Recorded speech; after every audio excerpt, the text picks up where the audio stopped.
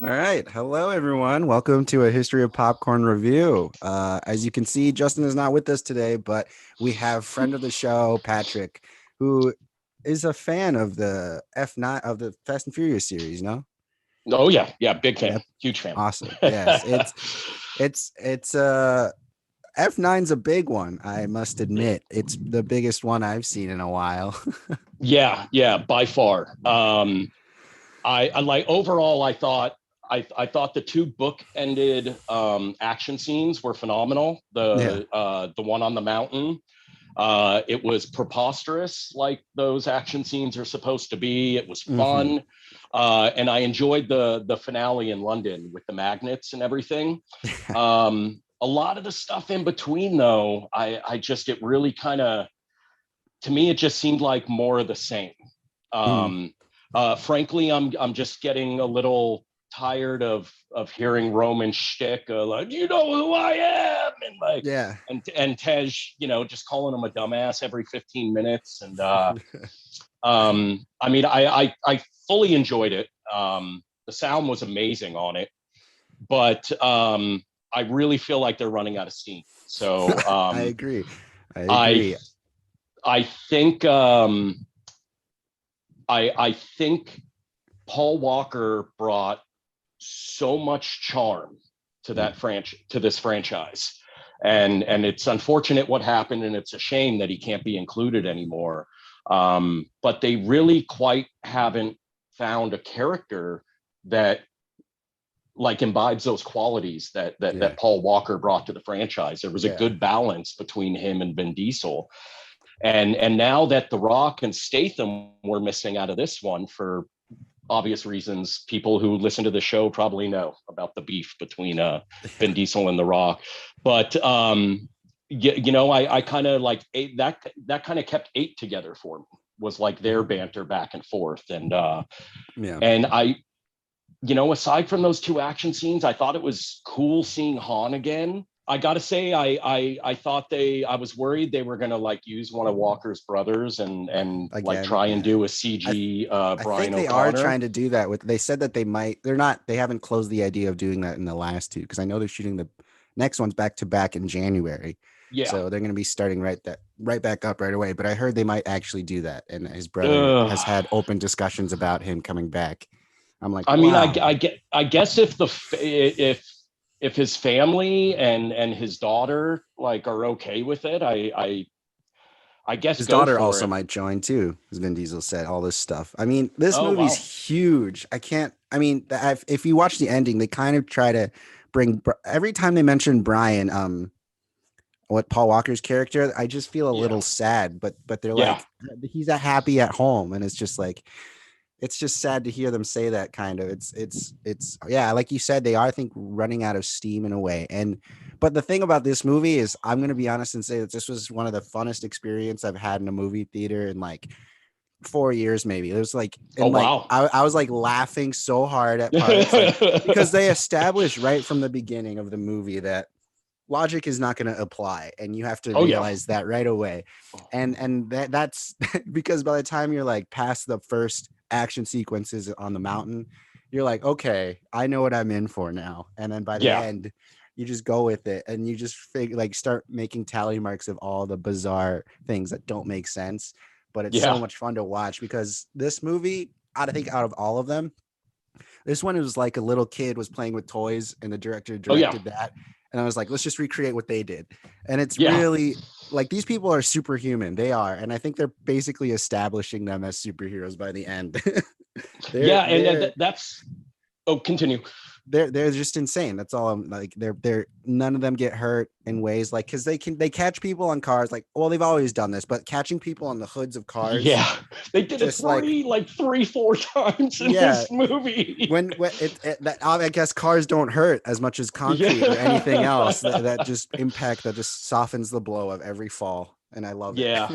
Yeah, it's and it's so funny because a lot of the cars they're driving and they're catching people with are like enforced with like like roll frames and stuff. So they're Apparently. even harder. Yeah, they're even apparently, 'cause harder than regular cars. there's that clip, yeah, from the first when they go across the rope bridge and they like roll and crash and it shows the back. I'm like, this is just a Dodge that's doesn't crash. And I always forget who employs them. There's a lot of these movies. Like 20 Yeah. years is a lot of movie, and I kind of forgot a lot of, like, they all kind of blend together, but this one I think is going to stand out to me the most just because of how big it was. Like, I don't remember the other movies being this big. I just don't. I mean, obviously, because they go to space, and I went with my brother. I went with my brother, and he left and came back, and he was like, "Wait, hold on. How are they up there?" He left at the worst part. He's like, "Wait, they're in space already?" Wait, is that the Pontiac Fiero from earlier in the movie? Yeah. He's just like confused. He's like, "Hold on." And then he also left at one part, and he was like, John Cena was fighting with Dom. He was like, what did I miss? John Cena's a good guy now.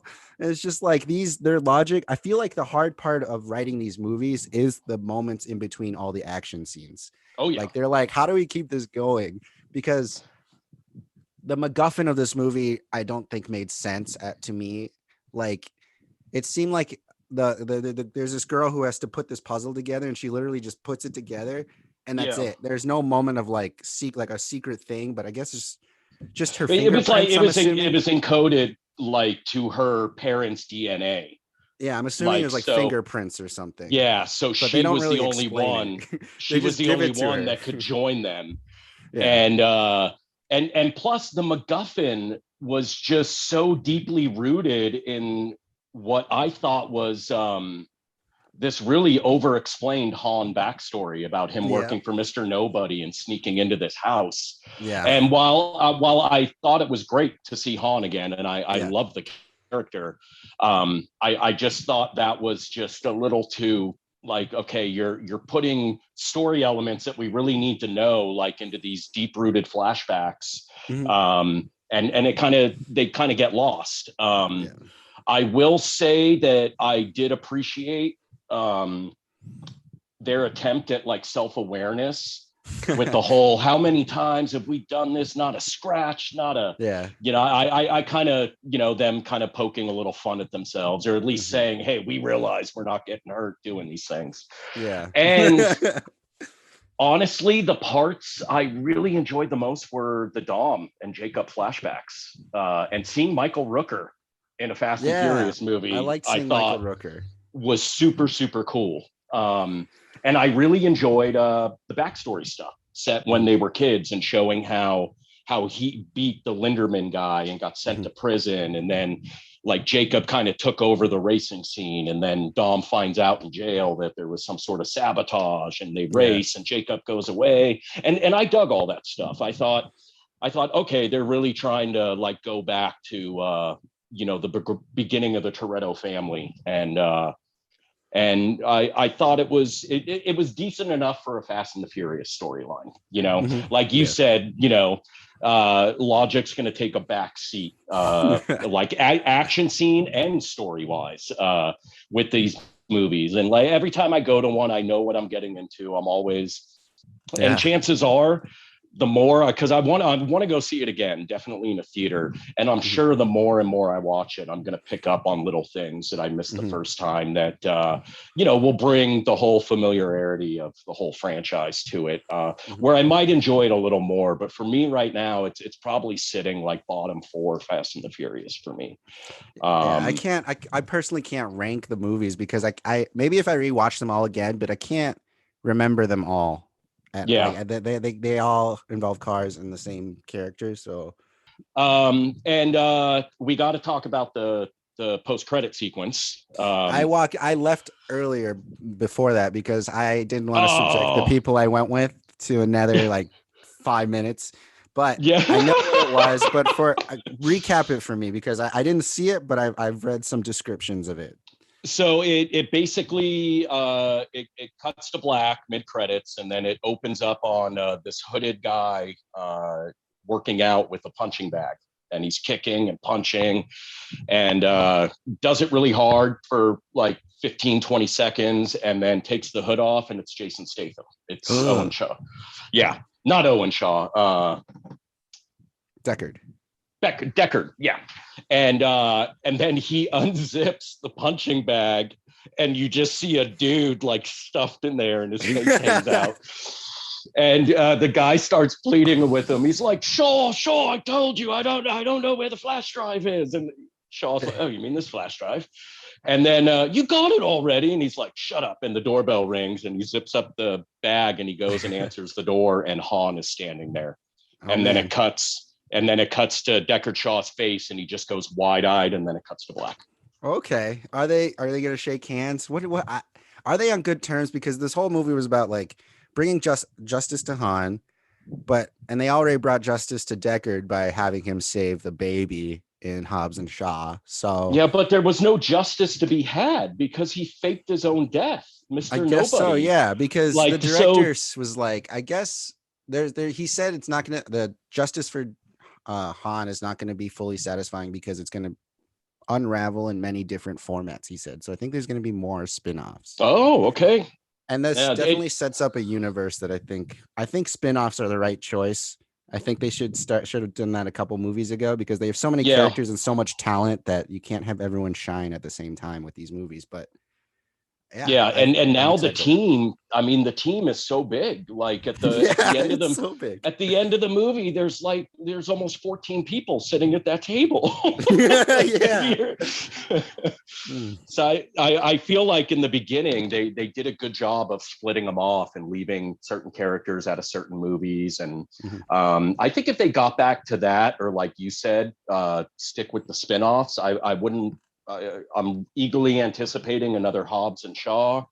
I actually would not mind a movie that went back and showed, the teenage years of Dominic Toretto when he was street racing at that age. Good choice. Yeah, just bring it back to its roots and make it more about racing because I miss the racing. They have one race in this movie, and it's a drag race with his brother in the flashback. And in the beginning, I guess, with the race car. But yeah, I miss the racing. I miss the racing aspect of it. And they kind of brought that back with the flashback, which I really enjoyed. I liked the way that looked, and I was like, oh, this is what I knew. But overall, it was fun. Out of 5, but what would you think you would give it? I'd probably give it a 2.5, but that definitely could change. I would give it around that too. Yeah. And just for context, I definitely think Furious 7 is like 4.5 for me. Same with Fast 5. Actually, that whole 5, 6, 7 is nothing below 4 stars for me. And this one is 2.5, and it could go up. Like first impressions, you got your expectations and everything, and it's when you love movies like this, like I do, or like we do, it's kind of hard to curb those expectations sometimes because you definitely want them to top what came before. But also you don't want them to top themselves too much where it goes overboard. So I feel like they jumped the shark right in the beginning, and it showed with this stunt. But I think that's an establishing thing of like I said, you're gonna know what you're seeing right away when you watch this movie, especially with Tyrese Gibson's character. He's just like he's like that close to death every time, and I kind of like that part a little bit. Yeah.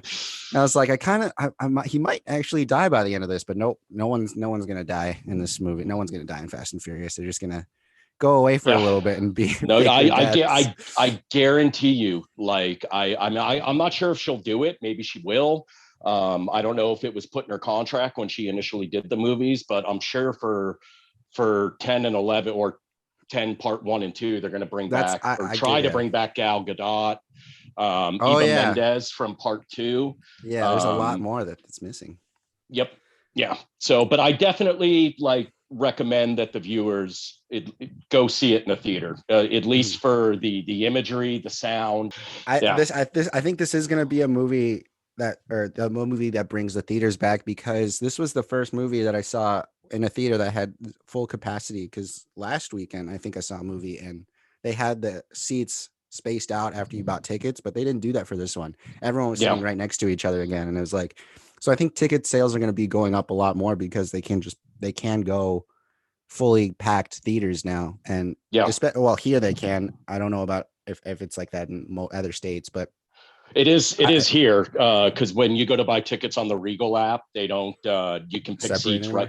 right next to another party if you want. Yeah, So okay. So yeah, I think this is gonna be this. I think this movie's gonna make a lot of money because it's F9. That's incredible. I mean, yeah, it was doing great overseas. It opened like oh second yeah, week of April, yeah, it opened a and long like time ago. I'm surprised I didn't hear anything, but I yeah, guess there's nothing to really spoil because nothing really happens except the same thing, just bigger, yeah, you know. yep, And it exactly. sets up, like you said, though. I think the last two movies aren't gonna have numbers at them. I think they're gonna do the Deathly Hallows route and just call it like Fast and Furious: The End, Part 1 and 2, Yeah, just so they can basically call it one movie and say we only have 10 movies, but the 10th one is a yeah. two-parter.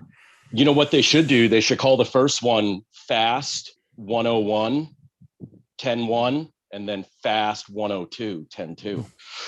Yeah, my friend read somewhere he was like That was so the slogan. dumb. my friend had this slogan that he's like, oh, they have to have the slogan be for Fast and Furious 10 be Fast 10 your seatbelts. I was like, that's beautiful. I'm so glad you said that to me. I've Oh never man, that heard is that. great. Fast 10 your seatbelt.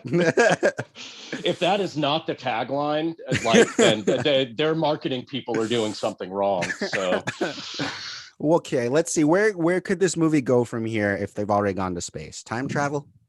you know what? I was seriously thinking about that. I would not mind something involving maybe like a high powered car that can like end up going underwater.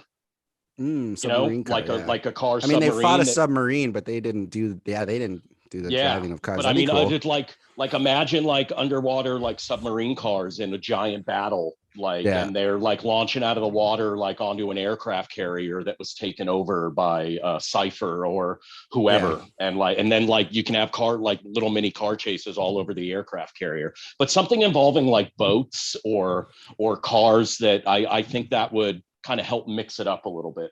So yeah, if you like Fast Nine, let us know what you thought. Let us know what you think of the series. I believe we both agree that it's basically like a 2.5 on first viewing. It's very enjoyable though. I'm one of those people who would recommend watching it on like the television or something, or just I wouldn't pay for it unless you want that like full experience because it is like we said, we enjoy those big movies, event movies that have to be seen on the screen. But I know there are some people who will get very angry because of the lack of logic. But you got to immerse yourself and turn your brain off and enjoy this movie in the way that it's supposed to. Like I enjoyed it like thoroughly through and through. I was like, oh my God, this is so much fun. And I found myself going so much just because there's ridiculous things that I have never seen before, and for a reason Yeah. because it can't happen. But it's enjoyable. I enjoyed it, even though I gave it a 2.5. Like, if you're one of those people who gets upset about paying for movie tickets, then don't go see it in the theater. But if you want to just have fun, then go see it in the theater, please, because Yeah, it's like it's enjoyable. see a matinee, or if you have one of the various like movie theater discount cards or something, Yeah. you know, use that to go see it. Yes. But if you like loud, fast paced, ridiculous action movies, Family. I can't recommend it enough. Yes. And if you're a fan of the franchise, absolutely see it in Yeah. the theater. Yes. So yeah, that's our take on F9. Furious Saga. What is it? The Fast Saga. Yeah, F9, the Fast Saga. Well, thank you, Patrick, for coming in for the review Yeah, of F9. absolutely. Follow us on Instagram, Twitter, everything social media. Listen to our episodes on Spotify or Apple or anywhere you listen to podcasts. We are there. Just search up History of Popcorn, subscribe on YouTube, hit those bells, like this video, all that stuff. Well, thank you, Elijah, for having me on. Of course. So we'll see you again real soon. I'm sure of it.